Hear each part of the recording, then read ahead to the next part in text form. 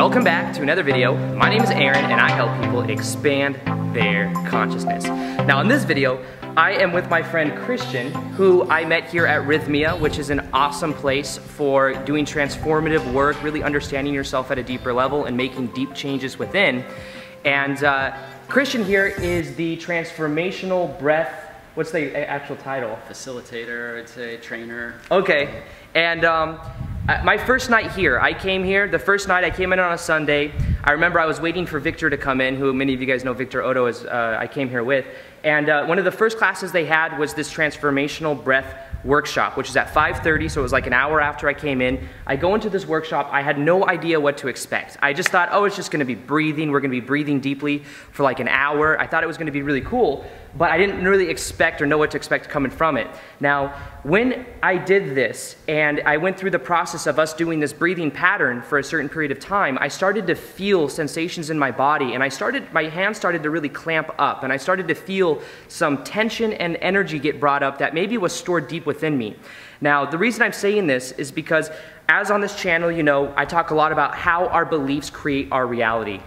Now with that, I believe come certain patterns that create certain thought structures, that create certain things that happen in our life because of those patterns. So what I decided to do is bring on Christian, because he's an expert when it comes to transformational breath work, and he can share with us some tools and techniques through reprogramming our breath, reprogramming our beliefs to really attract and get what we want in life. And I think that he was telling me that he noticed some type of breathing pattern that I had, and how our personality sometimes is formed from our breathing patterns. There are certain traits that happen. So maybe you could share a little bit about that process, and then later on in the video we'll get more into the actual techniques that we can use that we can apply in our life today. Sure, yeah. Cool, so yeah, so this is Christian, everybody. Hello everybody, and so this wisdom comes from my, basically I've been a Transformational Breath facilitator and senior trainer for the last 10 years.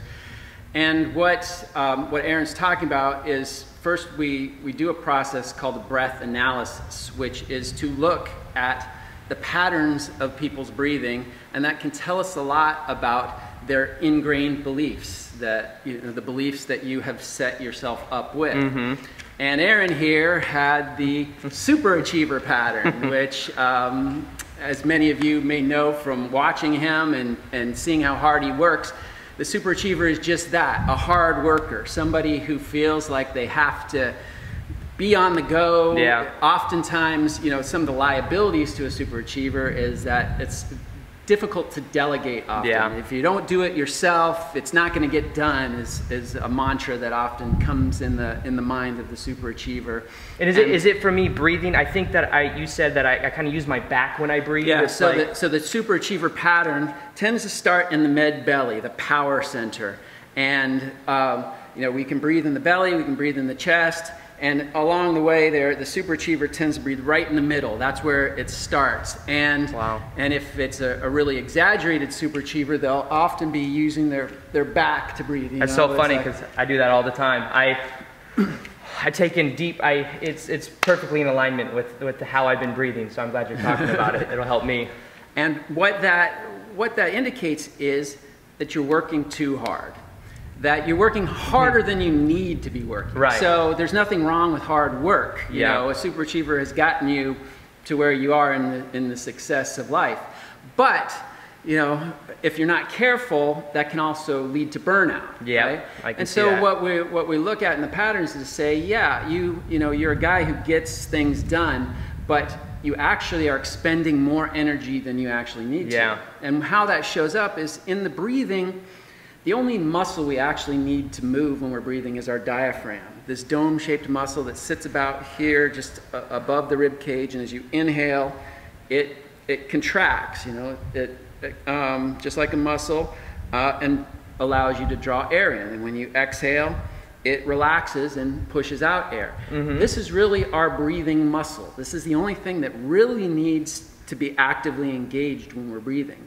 So if we're using our back, if we're using our chest, we're doing all these extra movements, we're just expending energy that's actually not helping us to get any more breath. Wow. So this is the idea behind you're working too hard. Mm-hmm. Now, to solve that problem, or to start to shift your beliefs in that yes, I can get things done, but I don't have to work so hard doing it. You can actually use the breath as a tool to help you recalibrate your beliefs. And how we do that is getting into a breath pattern that reinforces peace, reinforces ease and grace, reinforces a healthy interaction with life itself. It's kind of like a prescription.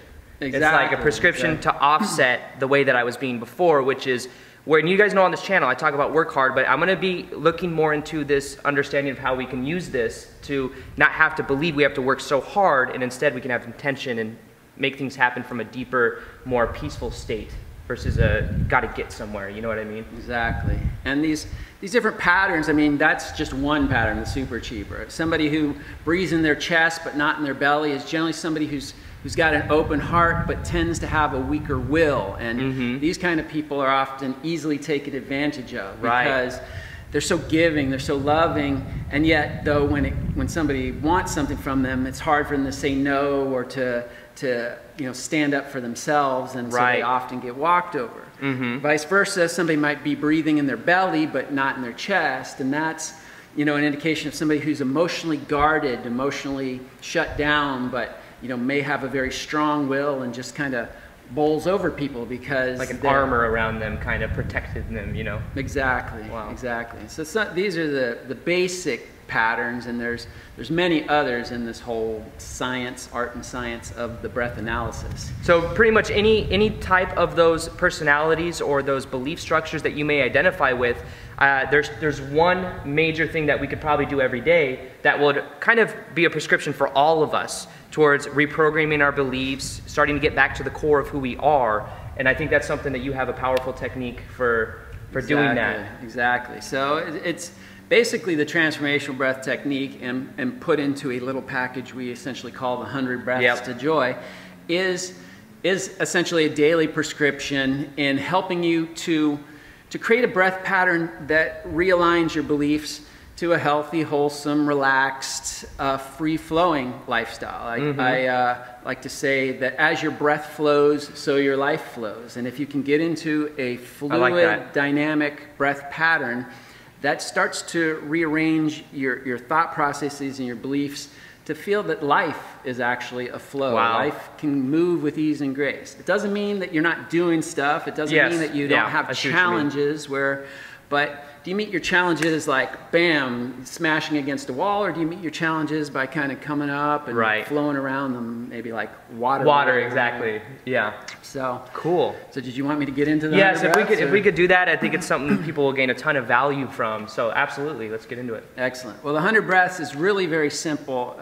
Three main elements is inhaling fully, exhaling in a very relaxed manner, and keeping the breath connected and fluid, meaning we're not pausing between the breaths. So as we inhale, we're using that diaphragm, that dome-shaped muscle, and we're filling ourselves all the way up to the chest. Now, so we use our full respiratory capacity. Now, as we exhale, we're just letting go. We're just a relaxed sigh. And this is key for you. Yes, I noticed that, because I was breathing out so strong. I was like, forcing it, just kind of like I might force some things in life to happen, you know what I mean? So yeah, exactly. The more we control the breath, again, that's an indication of control in our lives. Yeah. And life is a delicate balance between how much effort we put into it and how much we let the greater forces of life guide.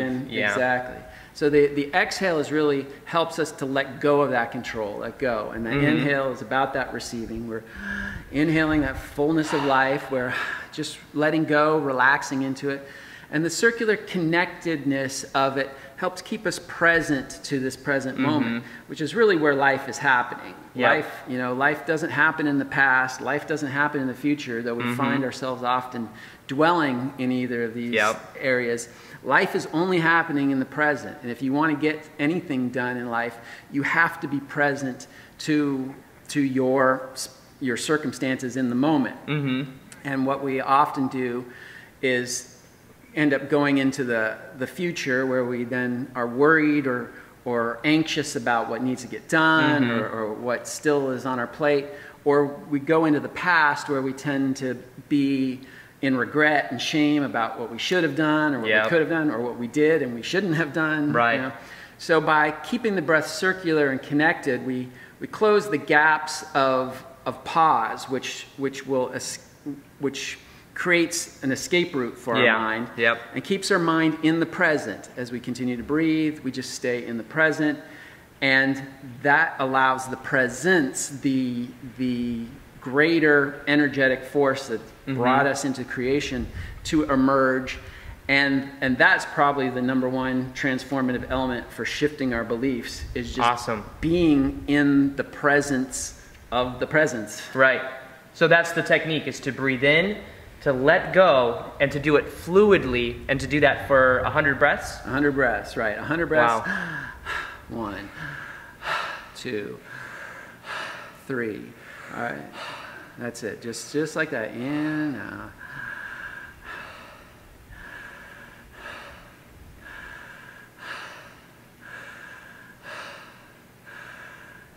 Beautiful. In and out.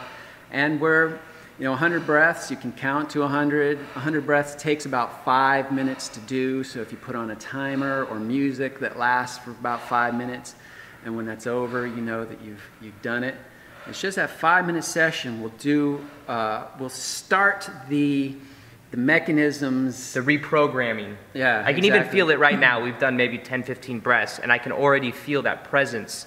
And I just want to reiterate, like, I had no expectations of coming into this, hour and a half long breathing exercise, but when I came out of it, it was like everything was brighter. It was like I felt like I let go of a lot of emotion. My hands tensed it up a lot, and I was able to learn how to let go. I lost a lot of body awareness. It was almost like my whole awareness was in my breath. It was very much a transformative experience for my consciousness.